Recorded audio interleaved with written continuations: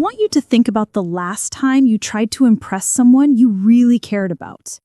Maybe you spent hours crafting the perfect text. You deleted it, rewrote it, deleted it again. You overthought every word, every emoji, every punctuation mark. And when you finally sent it, you felt it immediately. That knot in your stomach, that anxiety that crept up your spine. Because deep down, you knew the truth. You were begging. Not literally, but energetically. Your words were saying, please like me, please see me, please choose me. And the worst part? She could feel it through the screen. Not consciously, but at some cellular level, she sensed the desperation, the neediness, the fact that your entire emotional state was hanging on her response.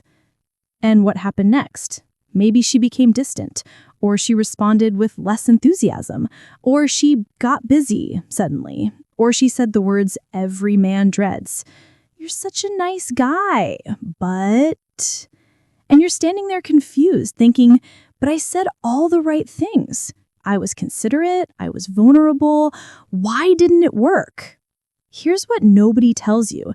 It didn't work because vulnerability without groundedness feels like drowning. When you text her from a place of emotional chaos, she doesn't feel your vulnerability. She feels your burden, and she's already carrying her own. Now, I want you to imagine something completely different. Imagine you're in a moment with a woman, could be a text, could be in person, and she's just told you something real. She's shared a fear, a dream, a part of herself she doesn't show everyone. And instead of scrambling to say something impressive or reassuring, you go quiet for a moment.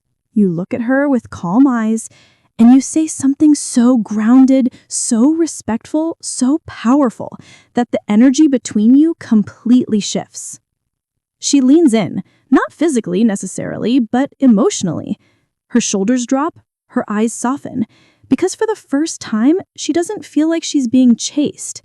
She feels like she's being chosen. There's a massive difference. One makes her feel hunted, the other makes her feel honored. So here's the question I'm asking you right now. What if I told you that one sentence said with the right intention could completely reframe how she sees you? Not a manipulative line, not something fake or clever, but a sentence so rooted in Stoic wisdom, so grounded in genuine respect, that it fundamentally shifts the dynamic. What if that sentence wasn't about impressing her, but about respecting her in a way she's never been respected before? Because that's what we're about to explore. By the end of this video, you won't just know a sentence, you'll understand why it works. You'll understand the philosophy behind it. You'll understand how to become the man who can say it and mean every single word. And more importantly, you'll understand that the sentence doesn't matter as much as the consciousness behind it. Let's go. The crisis in modern love. Why men are failing. We're living in a strange time. Men have more access to dating advice than ever. YouTube, podcasts, dating apps, books, coaches. There's infinite information about how to attract women. And yet, men are more confused about love than ever. Why? Because most advice is built on manipulation frameworks disguised as help. Say this thing to trigger her emotions. Do this behavior to make her chase you. Text her this to make her jealous. Pull away so she notices you more. It's all game. And women feel the game. They've developed an almost supernatural ability to detect when a man is playing a role versus being authentic. There's a study from psychology that found that the #1 reason women lose attraction for a man is inconsistency and incongruence. When his words don't match his energy, when his actions don't match his values. In other words, when he's performing instead of being. And here's the tragic irony. The men who are trying hardest to attract women, the ones studying pickup artists, reading dating advice, practicing techniques, they're actually the ones failing most. Why? Because women don't fall for techniques. Women fall for men. And a man who's constantly adjusting himself, playing a role, trying to say the right thing, manipulating the dynamic, that's not a man. That's an actor. And she can feel the difference. Seneca, the Stoic philosopher, understood human nature so deeply. He wrote, "It is when we are sick that we most desire health. It is when we are enslaved that we most desire freedom. And it is when we are not truly ourselves that we most desire to know who we really are." What he's saying is, people are starved for authenticity. In a world of masks and performances and carefully curated personas, genuine humans are magnetic. A woman doesn't fall for a man's words. She falls for his presence. And presence is what happens when a man stops performing and starts being. Here's what's happening on a neurological level. When you're trying too hard, when you're desperate to impress, your nervous system goes into activation. Your stress hormones spike. Your brain is flooded with cortisol and adrenaline, and she feels that. Her nervous system picks up on your nervous system. It's called nervous system resonance. You literally transmit your internal state to her body. So if you're sending a text from a place of anxiety and neediness, even if your words are perfect, your energy is toxic. But if you're sending a text from a place of calm groundedness and genuine respect, if your nervous system is regulated, then she receives that too. She feels safe. She feels seen. She feels like she can breathe around you. Marcus Aurelius understood this. He was the most powerful man on earth. He could have had anyone, but he wrote about love as something calm, not frantic. He wrote, "The function of love is to unite people not through emotional chaos, but through shared virtue and respect." He knew something that most modern men have forgotten. True attraction is built on respect, not desperation. And the moment you shift from, "Please like me," to, "I respect who you are becoming," everything changes. Your energy changes. Your words change. Your presence changes. And she feels it. Part 2. The Stoic Love Framework, what the ancients knew. Before we even talk about the sentence, we need to understand what Stoic love actually is, because it's radically different from what modern culture teaches. Modern culture says love is obsession, merging with another person, making someone your entire world, losing yourself in another. Emotional intensity equals emotional depth. Stoicism says something completely different. Epictetus, who was literally enslaved and brutalized, understood love through the lens of freedom. He said, "No one is free who is not master of himself, and you cannot master yourself if you are enslaved by your need for another person's approval." This sounds harsh, but it's actually liberating, because what he's saying is, real love is only possible between two free people. If you're needy, you're not free. If you're dependent on her for your happiness, you're not free. If you're trying to control her or possess her, she's not free. So real love, in the Stoic sense, is a meeting between two autonomous beings who choose each other, not who need each other. Seneca expanded on this beautifully. He wrote extensively about love as a gift, not a transaction. He wrote, "The greatest gift is not what you give with your hands, but what you give with your heart. And you can only give from your heart when your heart is full, when you're complete in yourself." Think about that. When you're hungry for her love, when you need her to validate you, to complete you, to make you feel whole, you're coming from emptiness. And emptiness trying to fill emptiness creates a vacuum, not a union. But when you're full in yourself, when you have self-respect, when you have a life, when you have purpose and meaning, then what you give her is an overflow, not a desperate attempt to extract what you need. And there's something about overflow that's irresistible, because she's not just receiving love, she's receiving abundance. She's not responsible for your happiness, she gets to just enjoy being chosen. Marcus Aurelius saw love as a practice of virtue, kindness, justice, wisdom, temperance. Not a feeling, a practice. What that means is, love isn't something that happens to you when you see someone attractive. Love is something you do through your actions and presence. You practice love by respecting her autonomy, admiring her character, supporting her growth, being honest with her, showing up consistently. It's active, it's intentional, it's a choice you make every day. And this is radical because it means love doesn't depend on chemistry or attraction or electricity.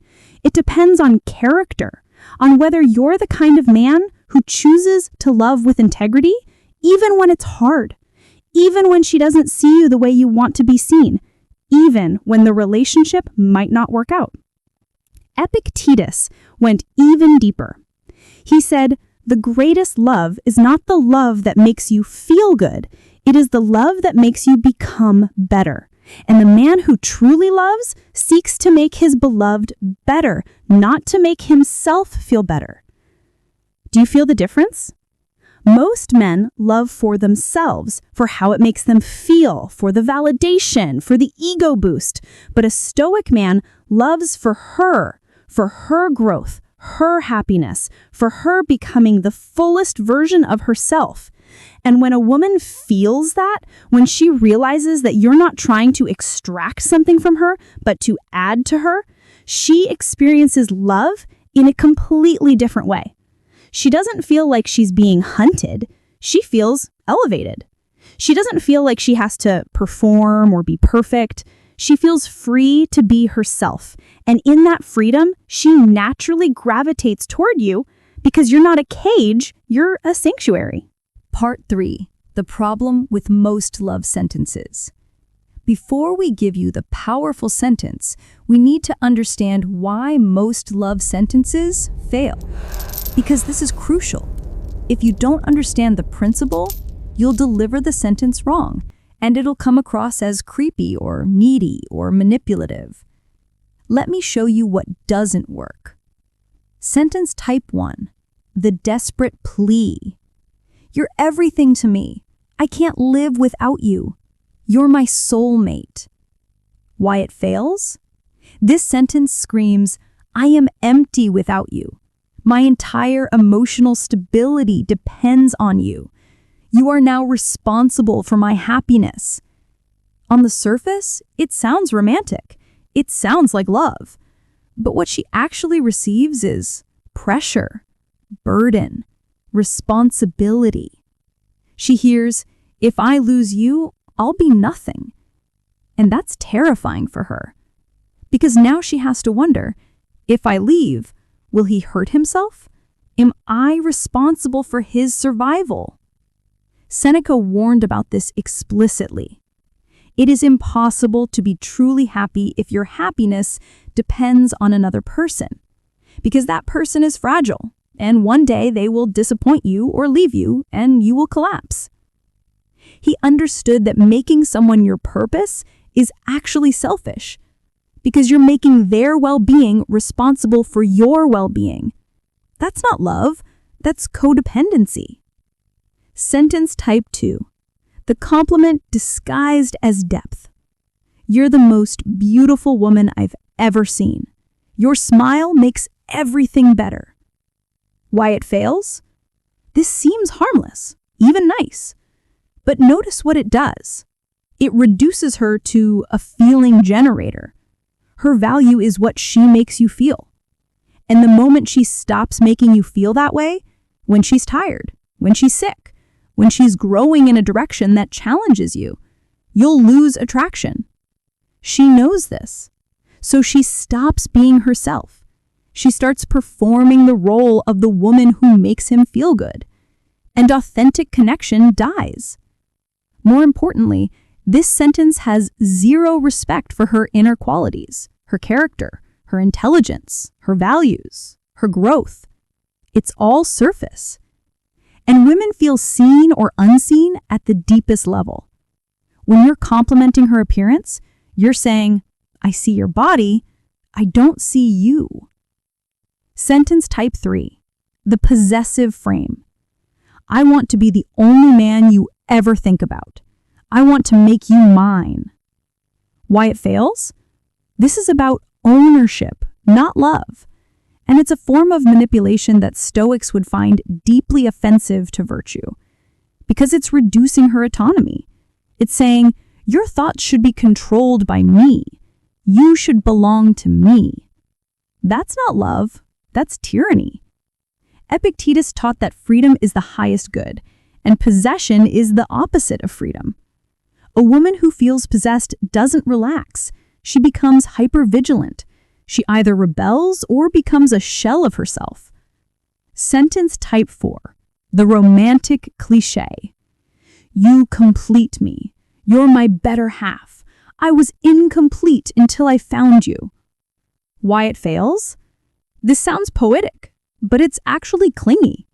It's saying, I was broken until you fixed me, which puts an impossible burden on her. She's now your therapist, your healer, your reason for existing. And here's the psychological truth. A woman cannot respect a man who needs her to complete him. Respect requires a sense that he's whole in himself, that he chooses her from strength, not from desperation. Marcus Aurelius would say, the philosopher does not need another to complete him. He is complete in his virtue, and from that completeness, he can genuinely give. Sentence type 5, the manipulative frame. I'm talking to other women, but honestly, none of them compare to you. Why it fails? This is pure manipulation. It's trying to trigger jealousy and competition. It's saying, you could lose me, so compete. And yes, it might work temporarily. It might spike her interest, make her try harder. But it's built on insecurity and game playing. And women are exhausted by men playing games. The moment she realizes what you're doing, and she will, she'll lose respect for you. Because you're not confident, you're insecure and trying to hide it with manipulation. Now here's what all these failed sentences have in common.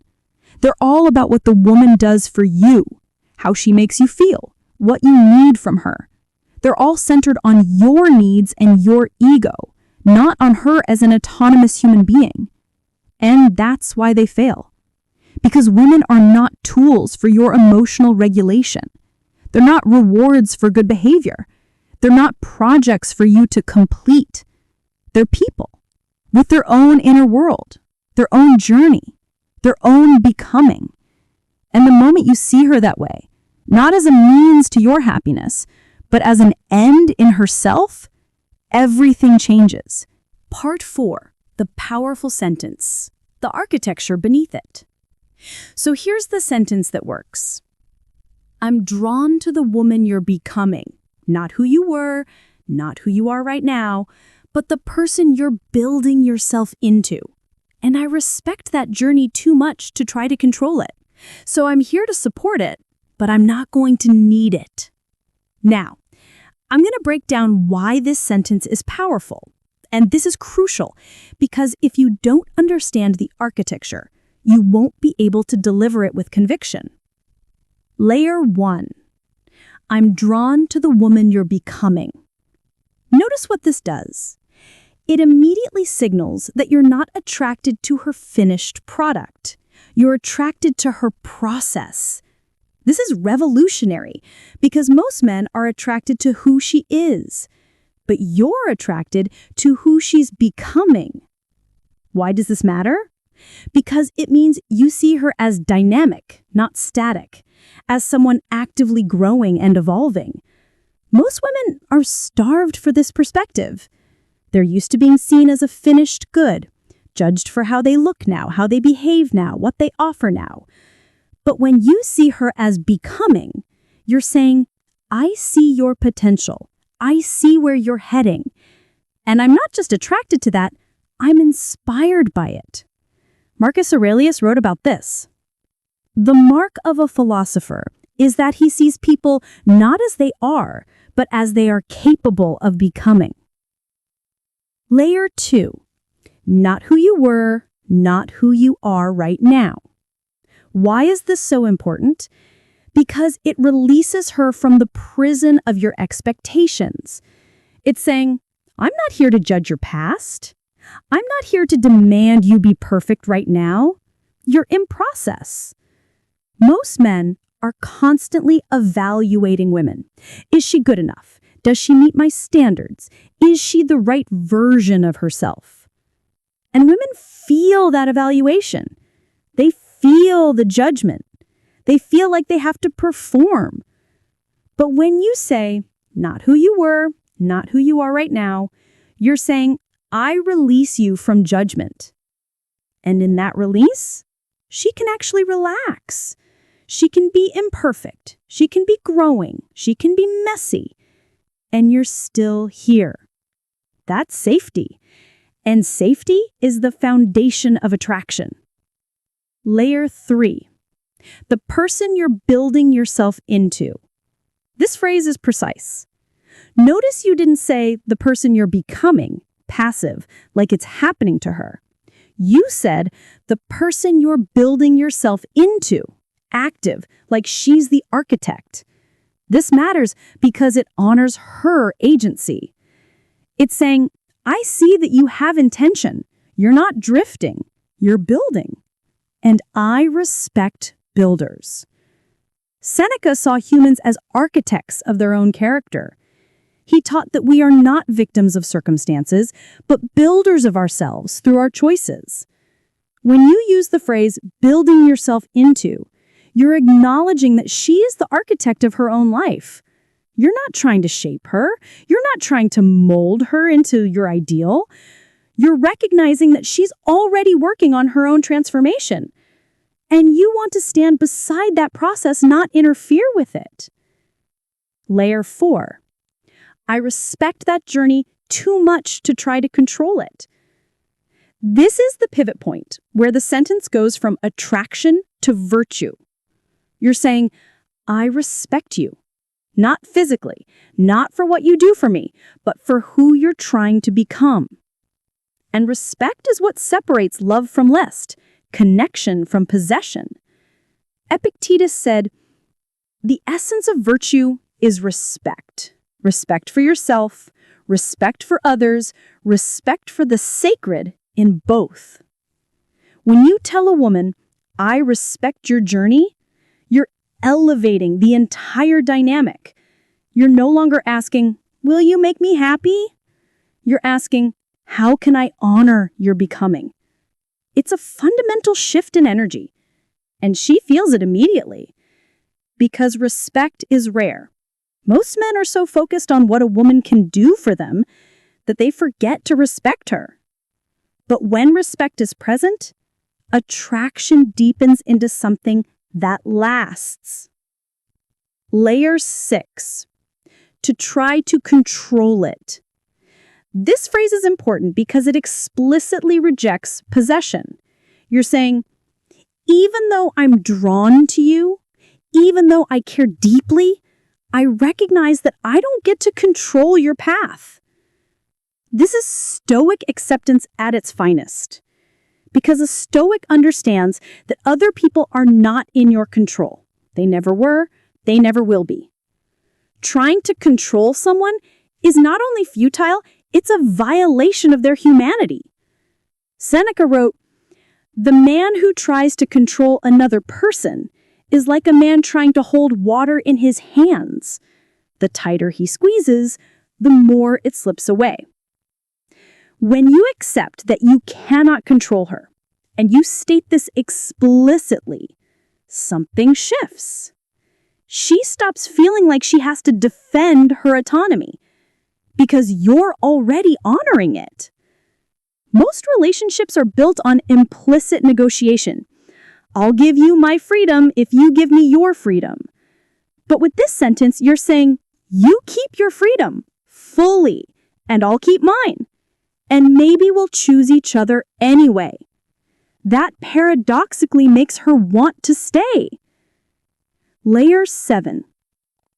So I'm here to support it. Notice the word support, not enable, not sacrifice, not serve. Support means I'll be here, I'll listen, I'll encourage, I'll believe in you. But I'm not going to lose myself in the process. This is crucial because codependent people say, I'll do anything for you, which is actually selfish because it makes you dependent on their gratitude. But a Stoic says, I'll support you in ways that don't require me to abandon my own integrity. You can love someone deeply and still maintain your own boundaries. Marcus Aurelius had to rule an empire while dealing with personal tragedy. He didn't abandon his responsibilities. He supported others within the scope of his own stability. Layer 7. But I'm not going to need it. This is the final line that makes the entire sentence powerful. Because you're saying, my well-being doesn't depend on this. I'm offering love, not begging for it. And there's something about that is utterly magnetic. Because it signals, you're not saving me. You're choosing me. That's freedom. That's strength. That's the Stoic frame. Epictetus said, "The man who does not need anything is the freest man, and the freest man is the most powerful man, not in domination, but in presence." Part 5. How to say it. The delivery that matters more than the words. Here's the truth. This sentence could come across as arrogant, cold, or manipulative if you say it wrong. Or it could be the most powerful thing she's ever heard if you say it right. The difference is in your nervous system state, your intention, and your context. Let me break this down so you can actually execute this.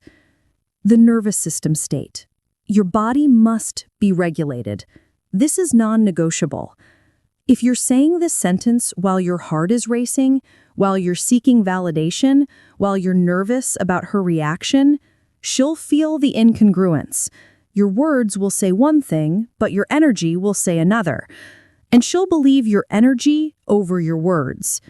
So before you say this, you need to be calm. How? Take 3 deep breaths before you speak, if you're in person. Feel your feet on the ground. Remember that your worth is not dependent on her reaction. Feel the truth of what you're about to say in your body. This takes practice, but it's essential. Seneca wrote, "The moment your nervous system is calm, your words carry weight. The moment you're desperate, your words carry weight too, but the wrong kind." The intention behind it. You must actually mean it. You must actually respect her autonomy. You must actually be okay with her choosing a different path. You must actually have a life that doesn't depend on her. If you're faking it, she'll know. Women have supernatural radar for incongruence. So before you say this, you have to have built your own life, your own purpose, your own peace. That's the real work.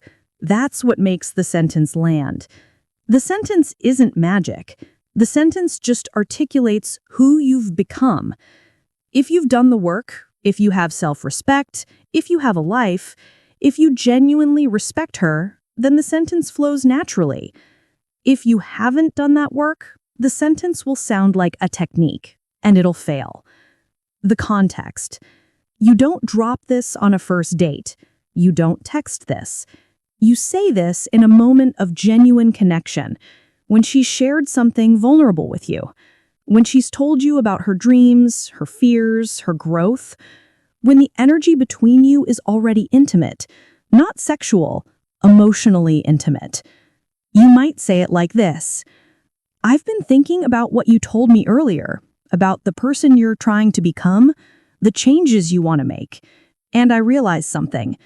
I'm not attracted to who you were. I'm not even attracted to who you are right now. I'm drawn to who you're building yourself into, and I respect that journey too much to try to control it. So I'm here to support it, but I'm not going to need it." Notice the pacing.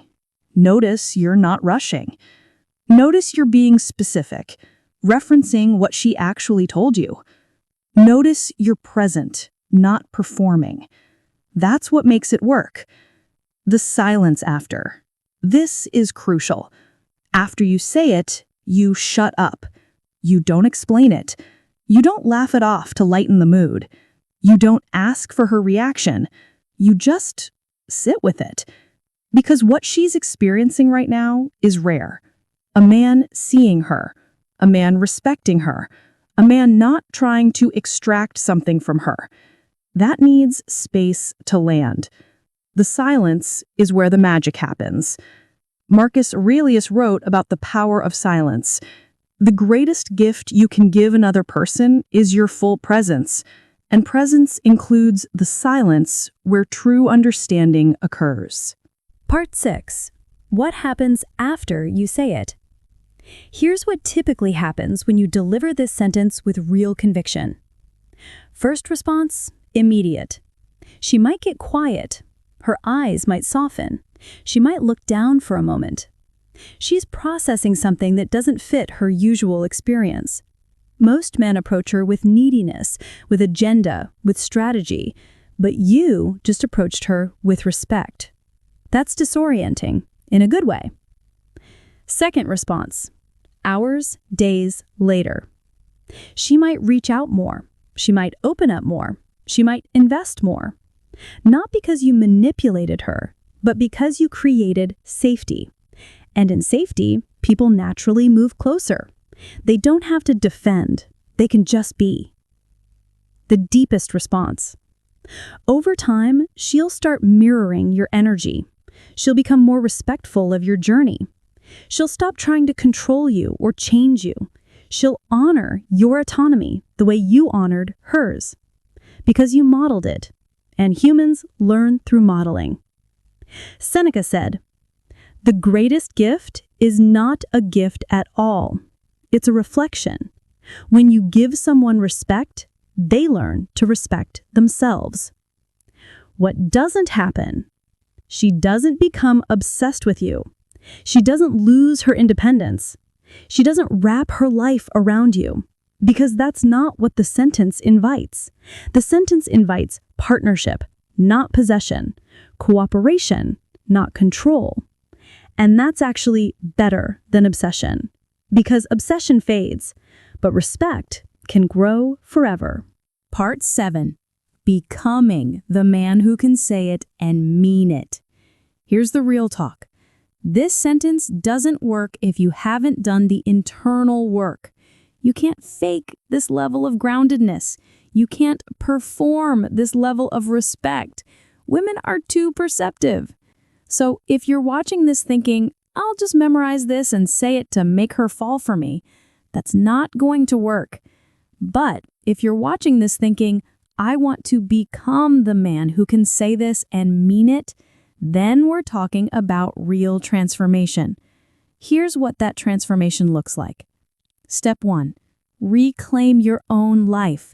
Stop making women your entire focus. Build something, create something, do something that matters to you.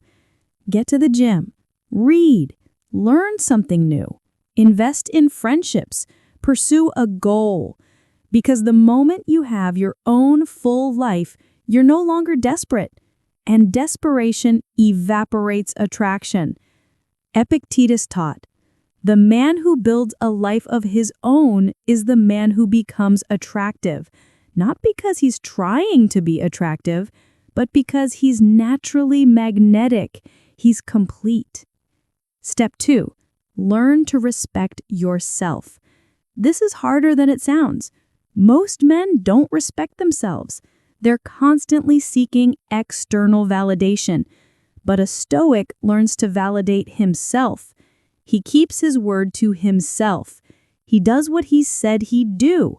He stands for his values even when nobody's watching. And that self-respect radiates. Women feel it, and they can't help but respect it.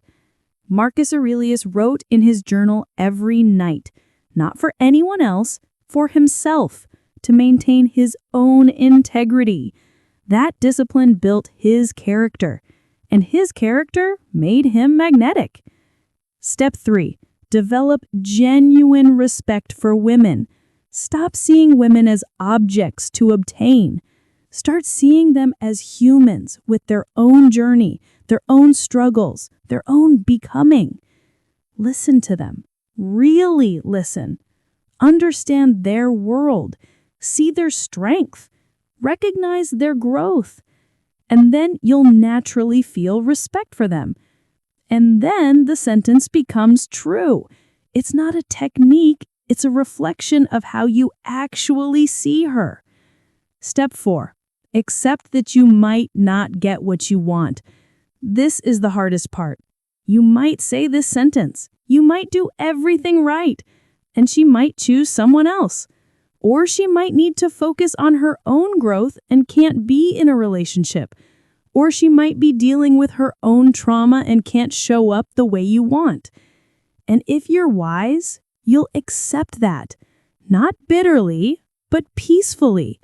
Seneca said, "The man who is attached to outcomes is enslaved by outcomes, but the man who does his part with integrity and accepts what comes is free." That's the Stoic frame. You do your part, you show up with respect, with presence, with integrity, and then you let go of what happens next, because that's not in your control. And trying to control what's not in your control is the source of all suffering. Final message, the real power. So here's the truth I want you to leave this video with. The sentence matters, but it's not magic. The magic is in who you become. The magic is in a man who knows his own worth, doesn't need her to complete him, genuinely respects her autonomy, supports her becoming, maintains his own integrity. That man is undefeatable, not because he always gets the girl, but because he's already won with himself. And from that place of internal victory, he can love cleanly, he can love freely, he can love in a way that actually elevates her. And yes, when you love like that, women do fall for you, not because you said the magic words, but because you are the magic. Marcus Aurelius didn't have the most women chasing him because he was the emperor. He had women drawn to him because of who he was. He was present, he was genuine, he was respectful, he had purpose. And those things are magnetic. So here's my final challenge to you. Don't memorize this sentence. Become this sentence. Live this sentence. Be the man who can look a woman in the eye and say, "I'm drawn to the woman you're becoming." Not who you were, not who you are right now, but the person you're building yourself into. And I respect that journey too much to try to control it.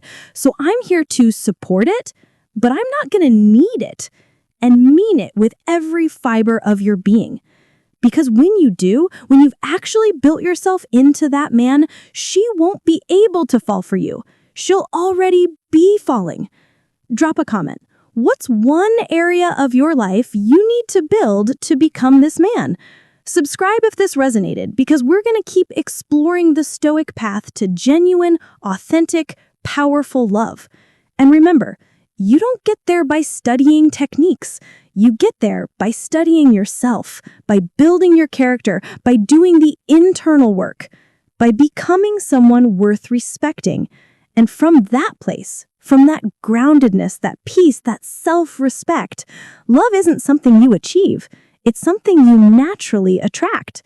That's the power of the Stoic man. That's the power of living with integrity. That's the power of respecting both yourself and her. And that power, that's real. That's what lasts. That's what changes lives.